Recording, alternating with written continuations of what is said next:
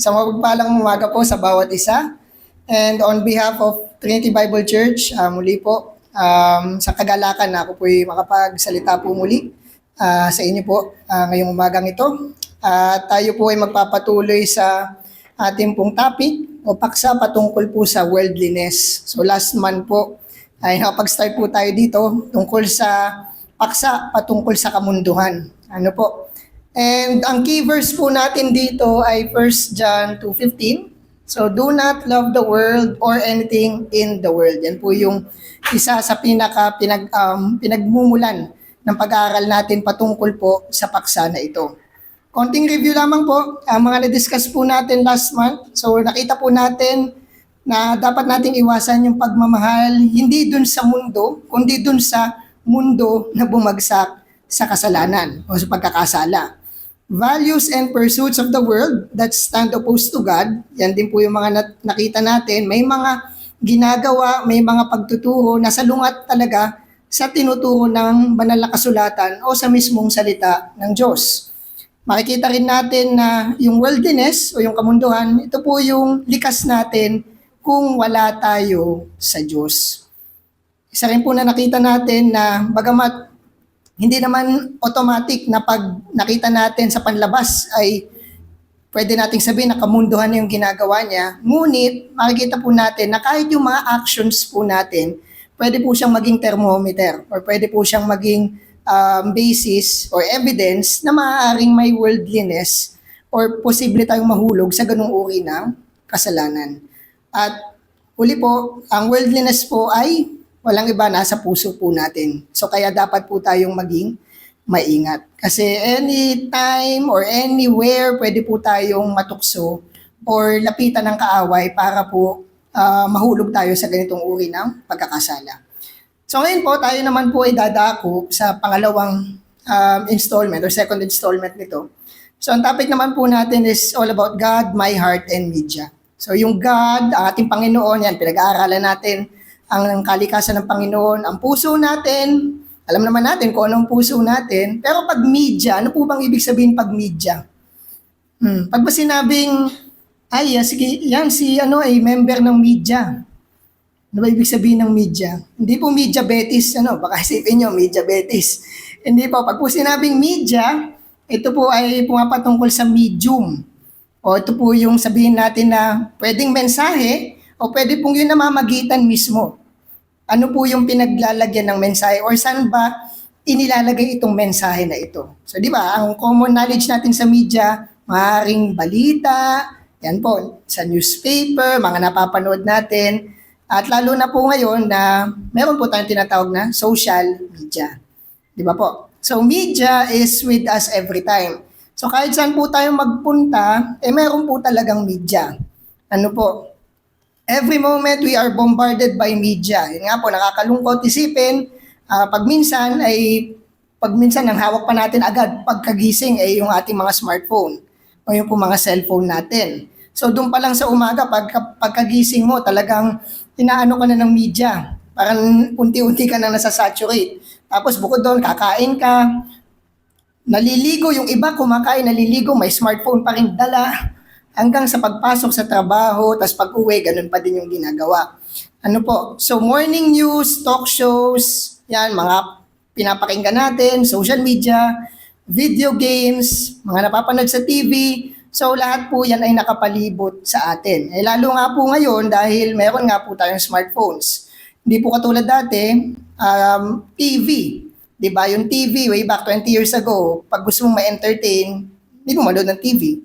Okay? Pupunta ka sa, maaaring dun sa inyong sofa or dun sa inyong lobby or kung saan man. Pero ngayon po kasi, mas nagiging individualistic na tayo.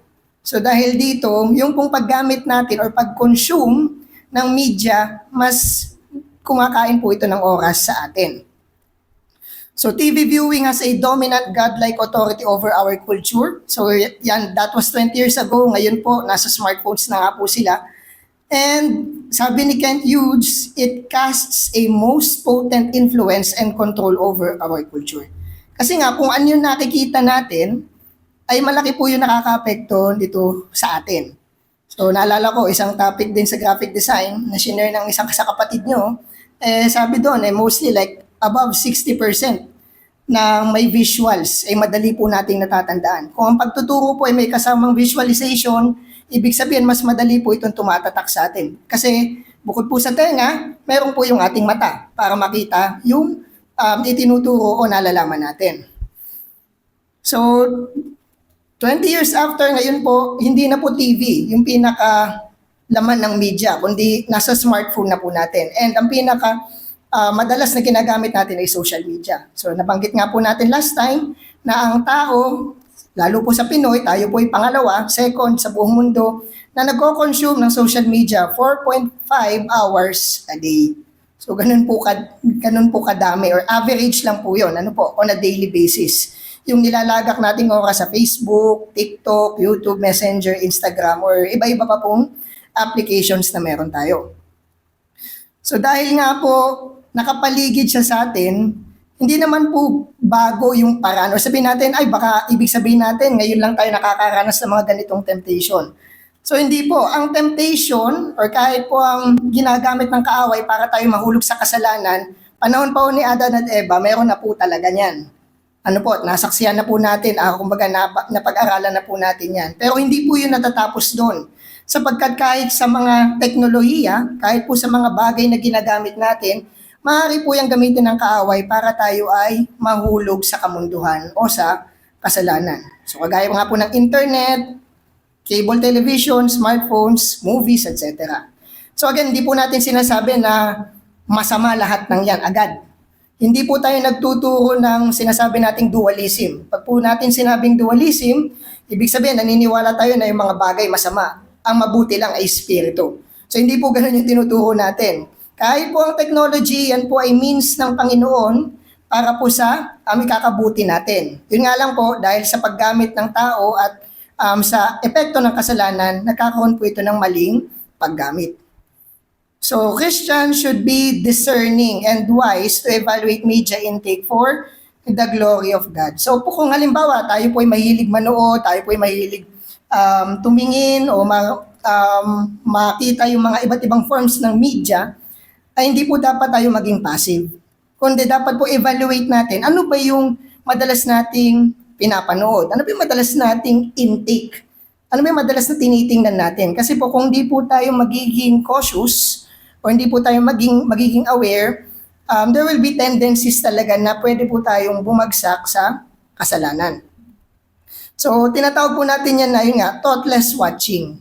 So, ano po ba yun? So, we don't actively evaluate what we watch. As long as we don't watch pornography, it's fine. Parang ibig sabihin natin, ayokong panoodin yan kasi may pornography dyan. Which is clear. Kumbaga, yung mga ganyang klase ng palabas, madali siyang iwasan kasi malinaw na talagang merong kasalanan. Pero, ang problema po dito kasi, kung yun lang po yung standard natin pagdating sa panonood, maaari po tayong makuha ng iba't iba pang uri ng ideolohiya or worldviews na pwedeng makaapekto sa ating paglakad sa kabanalan. So, we watch by habit. Ito po yung nangyayari sa atin madalas. Para nagiging habit na, halimbawa, tapos na kumain tanghalian, bago mag-siesta, magpapaantok, manonood ng telebisyon, o kaya yung iba, magsascroll sa kanilang smartphone, pag bored, pag naboboard, ganyan din ang ginagawa. Or because others are watching. Yung iba naman, kaya pinapanood yung isang bagay, kasi narinig nila, uy, napanood mo na ba itong ganito? Uy, maganda to season ano na ako, ganyan-ganyan. So, pinai-influensyan din ng iba. Pero hindi natin naiisip or kumbaga, hindi tayo nagiging cautious. Ano ba itong papanoodin ko? Ano ba itong recommend sa akin? Okay ba to? Yan. So, thoughtless watching opens door for evil influence. So, kung halimbawa, basta ka lang manunood, tanggap ka lang ng tanggap, malaki po yung posibilidad talaga na, yun nga, pwede kang ma-influensyahan ng mga maling katuruan or ng mga maling ginagawa na tuwang-tuwa naman ang mundo dun sa mga ganung uri ng palabas o ganung uri ng programa. So ano ba yung mga dangers nito? So careless viewing reveals an ignorance of the media's power of temptation. So parang iniisip natin, baka isipin po natin neutral ang media. So hindi po. Meron po silang bias. Ano po? And sa konteksto natin, wala naman pong Kung meron man, napakaunti. Pero kadalasan nga po ng nasa media is something na taliwas or kabaligtaran sa sinasabi ng salita ng Diyos. So, opposes our desire to holiness. Kasi nga po, ang mga programa na pinapalabas nila is may bahid ng kasalanan. Pansinin nyo, kahit sa mga telenovela, anong mga usong tema?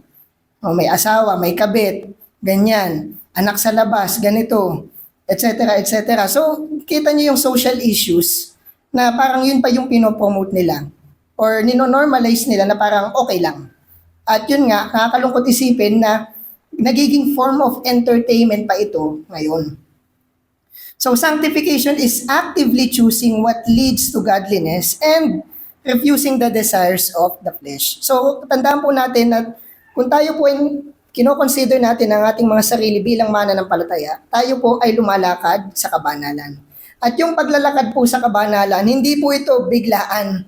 Ano po, choice po natin ito na kung saan sa pamamagitan ng banal na spirito, tayo po ay kinikilos niya upang tayo ay lumakad sa kabanalan. Ang problema po, kung halimbawang magiging wala tayong pakialam o hindi natin iniisip ano yung mga pwede nating intake, ano yung pwede nating mapanood, posible nga po na hindi tayo lumakad sa kabanalan. Worst case po ay tumalikod pa po sa pananampalataya.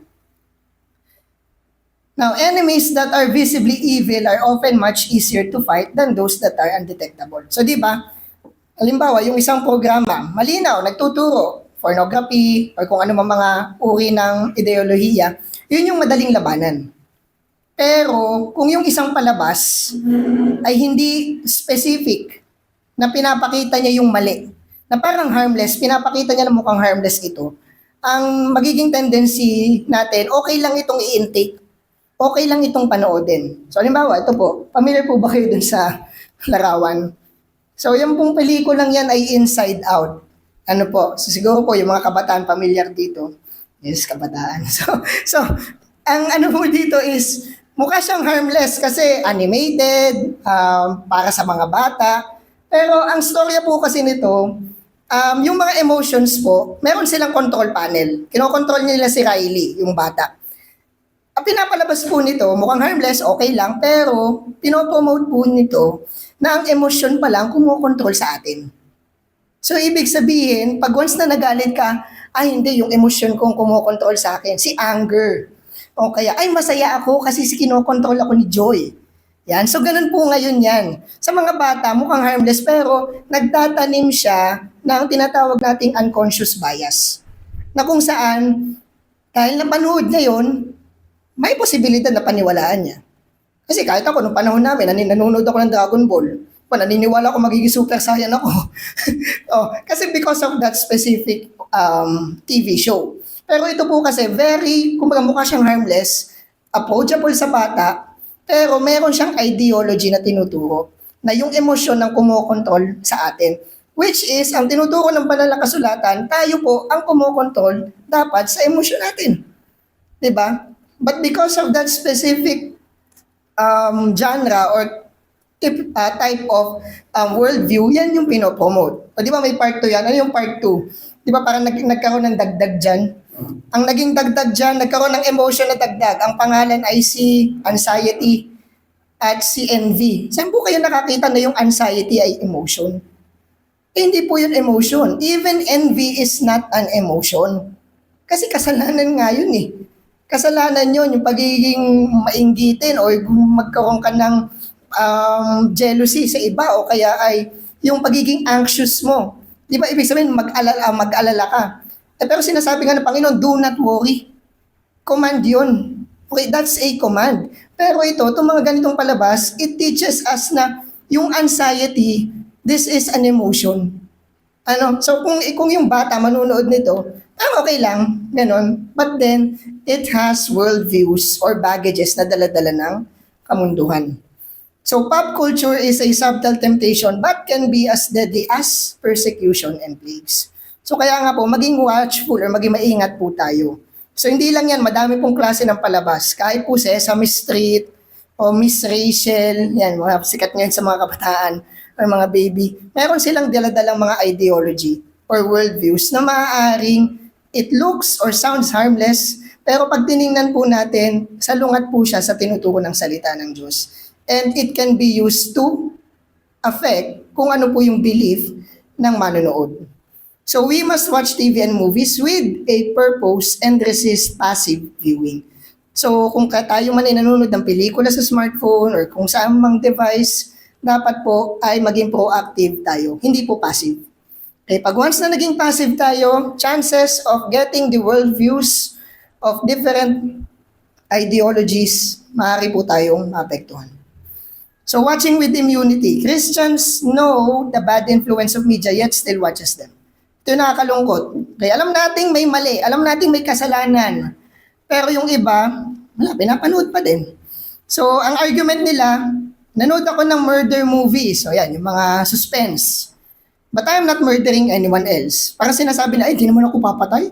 Okay lang manood ng patayan, di naman ako papatay.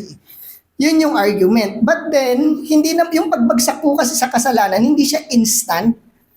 That is a gradual thing. Gradual siya. Imagine mo kung yun lahat, lagi ang pinapanood mo, yun lagi yung laman ng playlist mo. It will what? Magkakaroon ka ng kalyo or sabihin natin, ano ka, parang okay lang. Diba? Kasi yun yung lagi mo nakikita. So seeing is the gateway to our hearts and minds. Kaya nga po, ingatan natin yung ating panonood. Media can tempt us to be one with the world if hindi po tayo magiging maingat. Kaya nga po, dapat we should watch with immunity. So, drift to worldliness is subtle, gradual, and internal. Yan nga po yung sinabi ko kanina. Hindi siya yung biglaan, parang ito light bulb. Ngayon, naka-on, pag pinindot ko, off na. Hindi po biglaan. So, yung drift to worldliness, this is something na gradual. Katulad nga po na nangyayari kay Demas, di ba, na-discuss natin no last month. Si Demas, kasama ni Pablo all throughout his missionary journey, pero pagdating dun sa isang sulat, biglang nag-drift away. O, minahal niya ang mundo. Demas who loved the world. So, biglaan ba yun? Hindi. Gradual po itong nangyayari. So, Christians think that their beliefs, desires, and opinions are immune to the influence of media. So, wag po nating isipin na immune tayo. Kasi kahit nga po si Demas nahulog sa kasalanan. Kasama na siya ni Pablo all throughout sa kanyang journey. So, wag po nating isipin na tayo immune. Okay, yes, we believe in the Word of God. Nandiyan ang pangangaral, nandiyan ang pagtuturo. But then again, we should be cautious. Lalo na po pagdating sa media. So again, advertisers spend $215 billion annually sa US. Sa Pilipinas, million din yan most likely, for TV commercials because they believe that we are influenced by what we see. Diba? Di ba ganun ka-powerful ang commercial? Okay? Kaya nga pag, halimbawa, may isang commercial nagpo-promote, pag ininom mo to, papayat ka. Parang it looks too good to be true, pero may mga bumibili pa din. They still try, di ba? O halimbawa, Michael Jordan, sikat na basketball player noon, hanggang ngayon naman. Pero yun nga, because of his impact, siya yung kinuhang endorser ng Gatorade. Okay, and yun nga, sumikat yung tagline na, I want to be like Mike.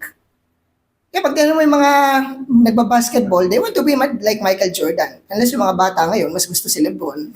Pero, yun nga, the influence of that is ganun ka-powerful yung advertising. So, kaya nga yung mga artista ang kinukuha nila eh. Okay? Kalimbawa, yung mga artista, mag-endorse ng sabong panlaba, kahit hindi naman sila yung naglalaba kasi may tagalaba sila. You know what I'm saying? That's how powerful it is. Diba? So, most people think they watch less TV than others. So, based on statistics, kahit sino tanungin mo, ang isipin ng mga tao, ay, hindi naman ako ganun kababad sa panonood ng Netflix o kung ano. Parang may mas iba naman sa akin na mas babad dyan. Okay, but then, in reality, we don't have a clue of our viewing habits. Kasi nga, di ba sabi sa Jeremiah 17 verse 9, our hearts are deceitful. Diba? So, baka iniisip mo, ay, okay lang, konti lang naman akong manood. Pero, how sure are you? Ano ba yung basis mo para masabi yan? Kasi baka mamaya, nililin lang ka ng puso mo regarding this. So the battle is not with the TV or movie screen or sa smartphones nyo, hindi po nandiyan ng laban, but within us. Kasi nga po, yung puso natin, it can be a factory of idols. Yes, si John Calvin na rin po nagsabi niyan. So yan. So baka naman isipin natin, paano yun brother? Pag ba nag-set ako ng standard, baka naman mamaya ma-fall ako sa legalism. Magiging legalistic tayo. So pag sinabi mong legalism, seeking to achieve forgiveness of and that's acceptance. Acceptance with God through obedience to God. Pag po legalism, nagbe-base tayo sa sarili nating gawa or sarili nating merits. Na parang, kailangan ganito, kailangan ganyan. Then, parang iniisip mo, magkakaroon ng favor ka sa Panginoon. Diba? So, yun po yung legalism. Now, are we legalist when we establish viewing standards? Well, again, hindi po siya magiging legalistic, lalo na if you have a view na hindi naman sa sarili mong gawa nakadepende ang iyong kaligtasan. So the risk lies not in the standard but in the motive. So kung maglalagay ka ng standard sa panonood, ano ba yung motive mo? Is your motive to glorify God? Or is your motive to earn, ligtas points, yung tinatawag nung iba? Diba? Parang akala mo, ikaw yung tinitingnan ng Panginoon because of what you're doing. So our obedience should be motivated or should be motivated by your gratitude to God for the gospel. So yan po dapat yung maging motivation. Okay? Yung obedience natin. Kung ikaw ay niligtas ng Panginoon, lalakad ka sa kabanalan, at yung paglakad po sa kabanalan ay mayroong pagsunod. Sumusunod tayo sa biyaya at sa kautusan ng salita ng Diyos. Meron naman nagsasabi, baka naman Brad, ma-isolate tayo kung di na tayo manunood ng mga palabas. So some argue that evangelism is compromised when we detach ourselves from our culture. Parang sinasabi natin, brother, hindi ako makarelate sa usapan nila sa sa ang probinsyano. Paano ba ako makakapagkwentuhan sa mga yan? Again po, hindi naman po necessary na kailangan maging saturated din tayo kung ano yung pinapanood nila. Again, it's okay to watch. Again, lalo na kung mache-check natin yung mga, mamaya meron akong bibigay na list of questions. Pero again, hindi naman po tayo nanonood for the sake of common grace. Okay? Aminin man natin o hindi, nanonood tayo to be entertained. Kasi yun yung naging reason ng iba. Kasi kailangan para mas makapagbahagi ako kay kapatid. Manonood ako ng ganito. But then, what happens is the reverse. Ang nangyayari, it's weakening. Sorry medyo na ako mag-type, medyo pagod na. But we are actually weakening our influence. So instead na tayo maka-influence sa kanila, kasi pinapanood mo tong palabas na to, tayo pa yung na-influensya nila. Because we are being saturated. So we can be aware of popular culture without being captive to it. Pwede naman pwede kang maging aware. Okay, pero yun nga, not to the point na we're in, kung lagi nilang sinusundan yun, ikaw lagi mo na rin sinusundan. Kailangan mapanood mo to, kailangan mapanood din nila. So, hindi po yun nakakatulong sa atin. So, meron po tayong tinatawag na Coram Deo. I don't know if you're aware with the word, pero pag sinabi mong Coram Deo, it means before the face of God. So, we should live before the face of God. Ibig sabihin po nito, we are aware that God watches over us, creates fear which is good for the soul. So kung naniniwala tayo na ang Diyos ay soberano, ang Diyos po ay omnipresent, ibig sabihin nandito siya sa kalagitnaan natin. Hindi lang po dito, kahit po nasa bahay tayo, kahit mag-isa tayo sa ating kwarto, omnipresent ang Panginoon, soberano siya. Ibig sabihin, dapat po mamuhay tayo na meron tayong takot sa Diyos. Because we are living before His face. Nakatingin po siya sa atin. So we must surf the internet, listen the radio, manood ng TV in God's presence. So dapat po nating mo-consider yon. Kasi pag minsan, or kadalasan, ganun po kasi nangyayari pag humahantong sa kasalanan. Pag magko-commit ka ng kasalanan, ang nangyayari sa isip natin, tinatanggal natin ang Diyos sa equation. And then you will just do that sin. Yun po yung nangyayari, sadly. Pero dito, Coram Deo reminds us that we are living before the face of God. So we should live in fear of Him. So di ba ano ba sabi? For the fear of the Lord is the beginning of wisdom. Wisdom. So dun nagsa-start. So para mamuhay ka ng may kabanalan sa Panginoon, sa Kanyang harapan, you should have fear. fear sa Panginoon. So we are accountable to God, including our choice of entertainment. So kasama po yan sa paglakad natin sa kabanalan. So grace-motivated obedience, consider what God has done for us. So tandaan natin ano ba yung ginawa ng Panginoong Hesus para sa atin.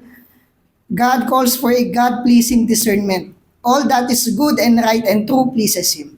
And kasama po sa choices natin dapat yung kinokonsume natin na media or entertainment. So we are being redeemed or we are redeemed by the Lord, okay, through His death and resurrection. Our response should be of gratitude and a desire to please Him. So kung may desire tayo na magbigay glory sa Panginoon, so kasama po dyan, even yung ating entertainment. Ano ba yung mga danger pag tayo nanonood? So messages of TV shows or films are more subtle than commercials. Subtle meaning hindi mo agad basta madedetect kung di ka aware or vigilant. So kaya maging maingat po tayo. God calls us to discern what is pleasing but also to identify what is displeasing. Okay? Di ba? Calling naman yun sa atin eh. I-discern natin ano ba yung need natin gawin. Ano ba yung need natin. Pero yun nga, on the other hand, we should also identify ano ba yung sa kaaway.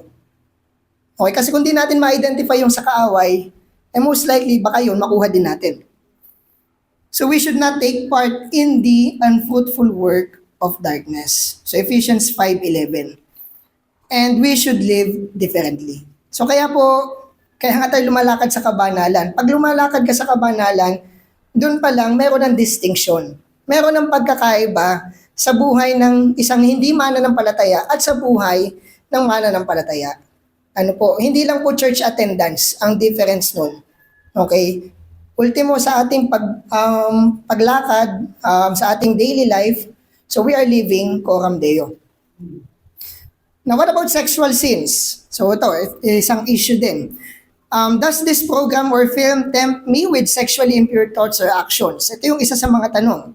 Kasi kung there will be tendencies na maaaring magkaroon ng temptation or avenue na matempt ka dito, the best thing to do is to avoid. You avoid it. Okay? Ang riniriso ng iba, ay ini-skip ko naman yung ibang parts. But then, every now and then, hindi mo masasabi that will 100% secure you. So, must not take part but expose it. Okay? Di ba sabi nga ni Pablo, not even a hint of sexual immorality. Yun ang sabi niya sa Ephesians eh. Not even a hint.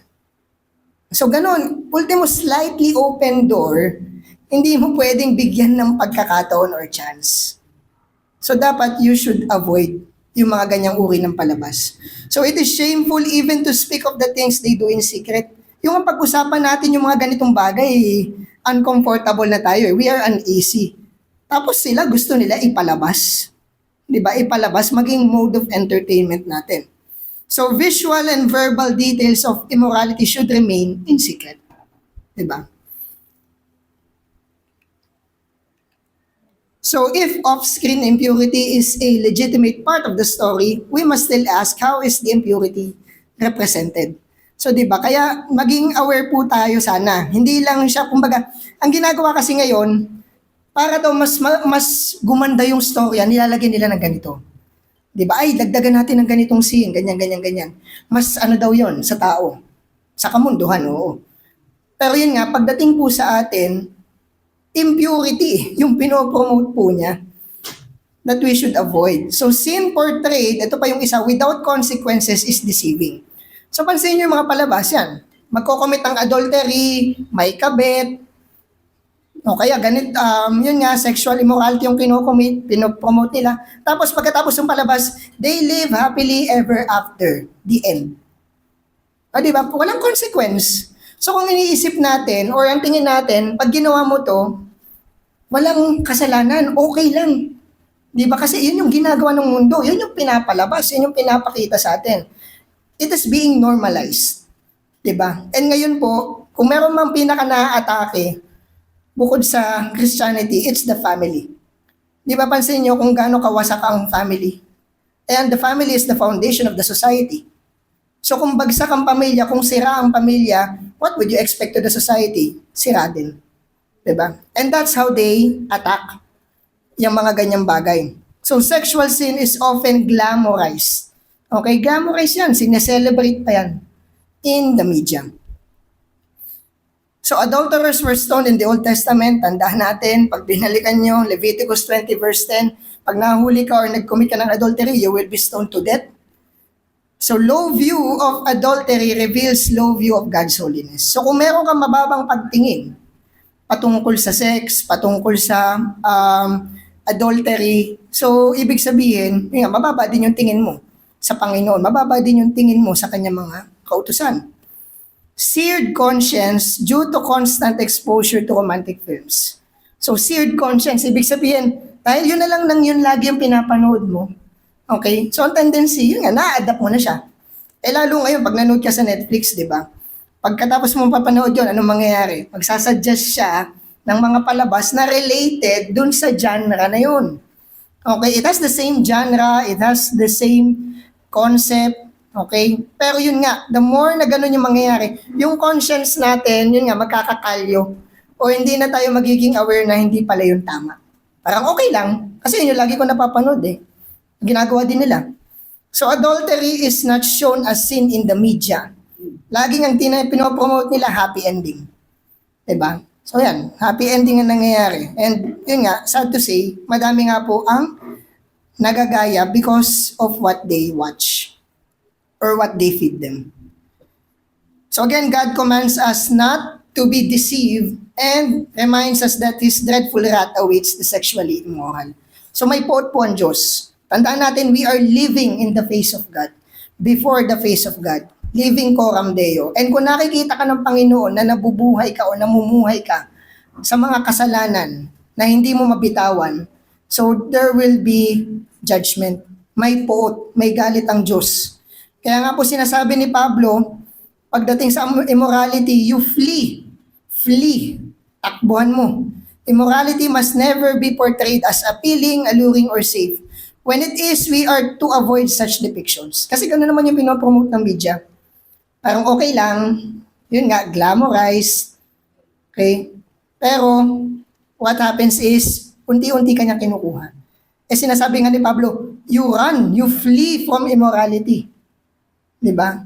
Ganun din, mga characters sa Bible, the moment na nandun sila sa option na pwede silang magkasala sa immorality, tumatakbo sila, they run.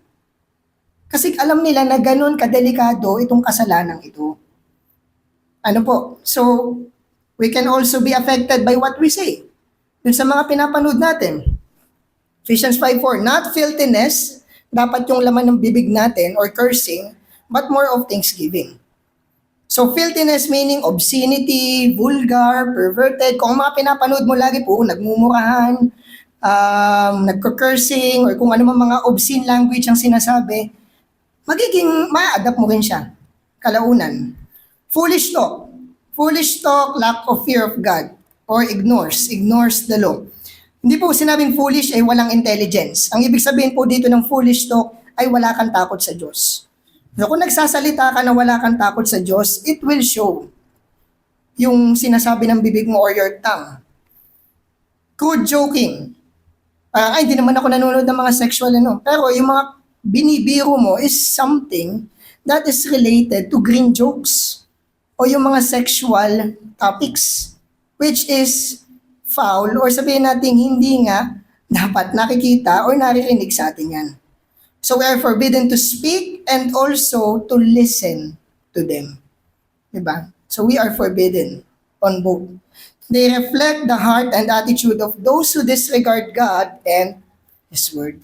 So yan, maging paalala rin po yan sa atin. Kasi yan, kung halimbawa po ganun nga yung mga naririnig natin din sa ating pinapanood, most likely, ma-adapt nyo nga. And kahit sa mga kabataan, yun nga pala na pag hindi nyo na-filter, magugulat ka na lang, magsasabi siya ng ganun salita. Saan mo natutunan yun? Why? Because, yun nga, yung intake, yung pinapanood niya. So talk shows, yan, ito pa isa, talk shows often make fun of sex, showing a low view of God's gift to men. Kala natin, okay manood ng talk show. Yung ngayon kasi podcast. May mga podcast, yan yung mga ngayon eh. Pero some podcasts or most of the podcasts, yun nga, they only think of other people, pinagchichismisan nila, okay, mga bagay na related sa mga taong yun. But then we should avoid that. Instead, we should walk in a manner worthy of the gospel. Thanksgiving should characterize the believer's speech. Dapat yun po yung laman ng ating pananalita. Ano po? Yung pasasalamat sa Panginoon. Now, how do we apply biblical discernment? So again, don't rely on rating as a guide for TV watching. Ito kasi nangyayari, uy, maganda yun. 5 out of 5 stars. Magandang panoodin. But then again, hindi natin po basis ang rating lamang pag manunood tayo. Kasi for sure, kaya mataas ang rating yan, hindi naman na-cover ng rating yung sanctification. Hindi naman na-cover ng rating yung mga biblical tawag mo dito, teachings. So most likely, yung mga palabas na may matataas na rating, rest assured, kadalasan or karamihan sa kamunduhan, yun yung meron doon. Diba? So we should not rely alone on the rating. So evaluate in terms of our time, motive, and biblical standard for measuring content. So we should evaluate. Okay, ano ba? Ano bang nito? Ano bang epekto nito sa oras ko? O ano ba yung motive? Ba't ko papanoodin to? O kaya pasok ba to dun sa biblical standards? So for us to assess, meron tayong guide questions na pinrovide. So for the time questions. So am I delaying something important just to watch TV show? Or mag-Netflix ka? Meron ba akong dinedelay bago manood? What are my options other than watching TV? Meron ba akong ibang activity na pwedeng gawin? Magbasa ng libro, magsulat ng journal, o meron mag-paint or anything that is outside of the screen? How much time have I spent watching TV today? So may oras pa ba ako? Ay, teka, 4 hours na pala ako dito. So that's something we should consider. Okay, how much time I have spent on Facebook, yan, social media, etc. Eh kasi yun nga lalo ngayon, di ba sa Netflix, if you watch, next episode, tuloy. And noon, nung way back 20 years ago, for you to watch the next episode, you will wait for a day. Kung daily siya ipapalabas. Di ba? Ano kayo mangyayari bukas? Di ba? So, gano'n. Lalo noon, siguro, lalo yung mga panahon nila Deacon Benji. Yan, baka weeks. So, kidding aside. Pero di ba, ganun po yung nangyayari. And ngayon, next. Ngayon kasi next na lang, di ba? Pero yun, on the other hand, social media, yung doom scrolling. Ay, sige, nanood ng reels, o kaya mga short videos. Ayun, 2 oras na, lumipas. Hindi na nakaalis sa kanilang kinakaupuan o kinakatayuan. So how much time have I spent for spiritual duties? Ilang oras ba yung ginugugol natin sa pananalangin? Ilang oras ba yung ginugugol natin sa pagbabasa, pag-aaral ng salita ng Diyos? Now, after watching, did I feel it was worth my time? Worth ba ng time ko yung pinanood ko? Parang ano ba yung naging reflection mo regarding that? So that's for the time questions. Now, heart questions. Why do I want to watch this program or film? Bakit ko ba gustong panoodin to? Kasi bida yung favorite Korean or bakit mo siya gustong panoodin? O dahil pinanood ni ganito kasi gusto mo ding panoodin. O kaya in-endorse ni ganito. Maganda daw. Am I escaping something that I need to do? Baka mamaya tambakan ng labahin. Inuuna ko pang manood. Diba? Or what sinful temptations are present? Those are the hard questions. Ano ba yung possible? Ano ba yung meron dito? So it's a good thing to read the plot. Okay? Basahin nyo, feedback regarding this. Ano ba meron dyan? So do I secretly want to view what is sinful? Baka naman mamaya kaya mo gustong panoodin kasi may hinihintay kang part doon. Now, which may tempt you to fall into sin? Or am I deceiving myself by saying, yun nga, I'll fast forward the bad parts. Parang, we skip Game of Thrones. Skip. Yan. Yun yung mga, which is something na hindi natin ina-advise. Ano pa? Am I watching because I am bored or lazy? Dahil ba bored ka lang? Or dahil ba tinatamad ka lang? Parang, Sabado. Parang, me time. Yan, narinig natin, me time. Am I watching because others are? Dahil ba pinapanood nga nila ito? How many have my online relationships affect my face-to-face relationships? Kasi kung lagi tayo nakababad sa screen, TV, smartphone, or anything, yun nga, nawawala yung socialization.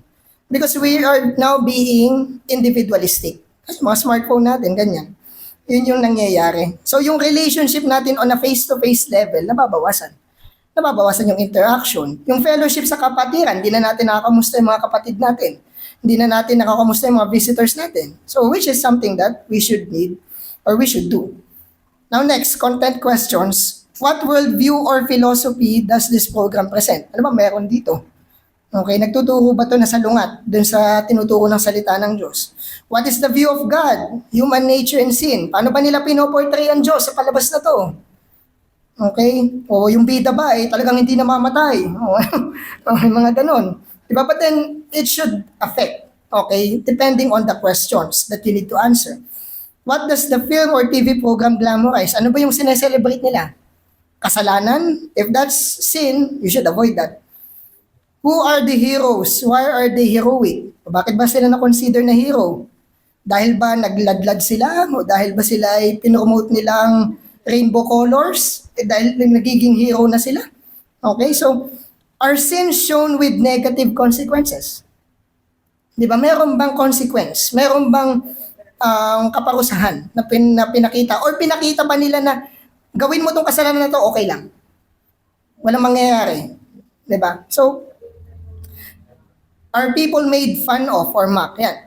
May mga ganyang tema din. More of bullying, pinagtatawanan, laughing stock. Is violence used to entertain? Are there nudity, seductive dress, images, language that are sexually impure? Are heroic characters self-centered? And does the film portray materialism as the good life? May mga ganon. Parang, magiging masaya kapag mayroon ka nito. Okay, living the American dream. Diba yun yung sinasabi? Pero the American dream that they portray is materialism. So we should also be vigilant.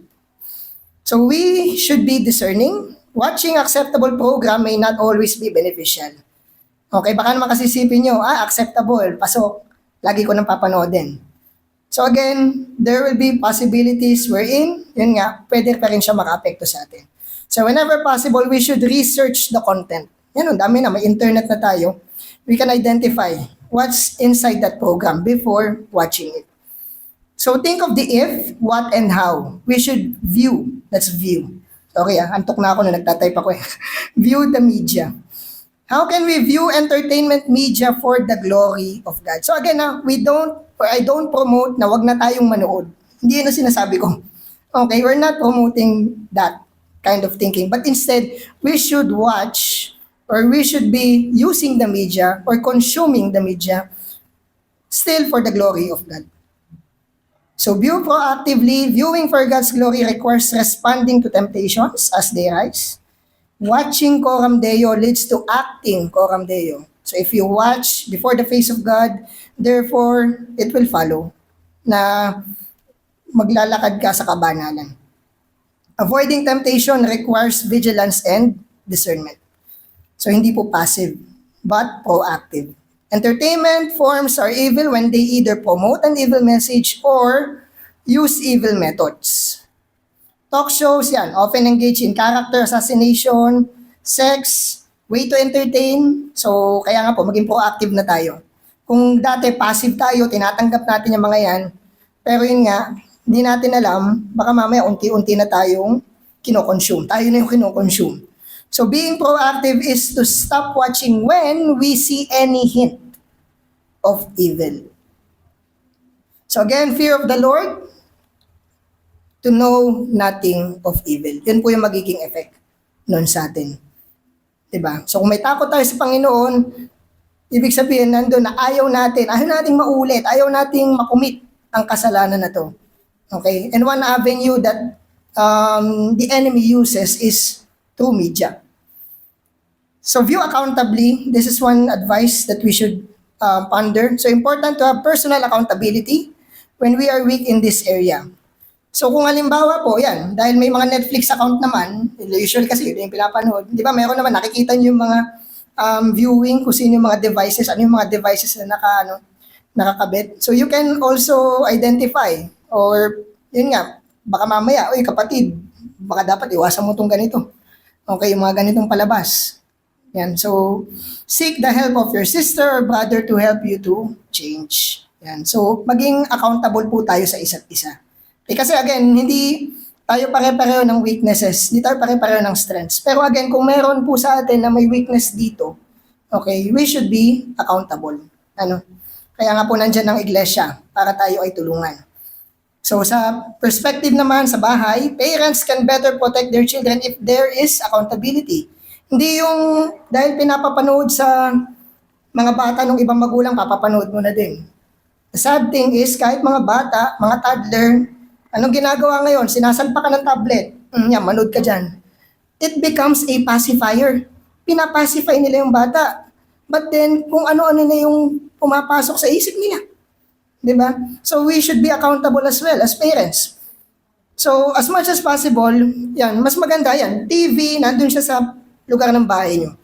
Okay? I mean like sa loob na publicly or pare-pareho kayo manunood ng sabay.